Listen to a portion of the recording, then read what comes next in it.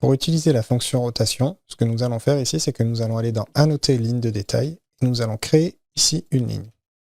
Une fois que nous avons créé notre ligne, nous allons sélectionner celle-ci, et nous allons prendre ici la fonction rotation.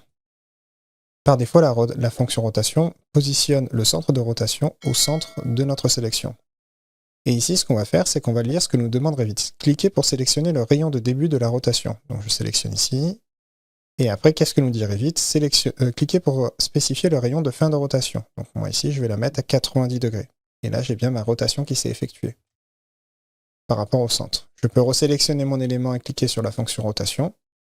Et je peux ici changer le centre de rotation en sélectionnant la petite bouboule ici et en la mettant à l'extrémité, ou bien en sélectionnant lieu et en sélectionnant la destination de notre point de rotation.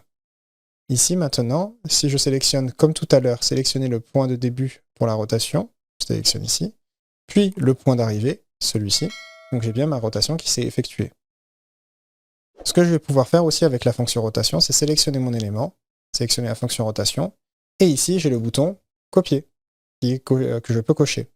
Si je sélectionne copier, que je modifie mon centre de rotation, que je le mets ici, je vais pouvoir ici avoir une copie de mon élément, ici à 90 degrés. Maintenant, si cet élément ici est verrouillé, en cliquant ici, donc là mon élément est verrouillé, je ne peux plus le déplacer.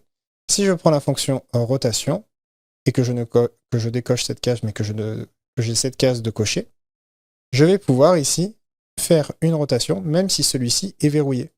Pourquoi? Parce qu'il va détacher l'élément et du coup le déverrouiller automatiquement. Si je n'avais pas cette case de cocher, donc cette case ici de cocher, j'aurais eu un message d'erreur. Je peux vous le présenter ici. Hop, je reverrouille mon élément.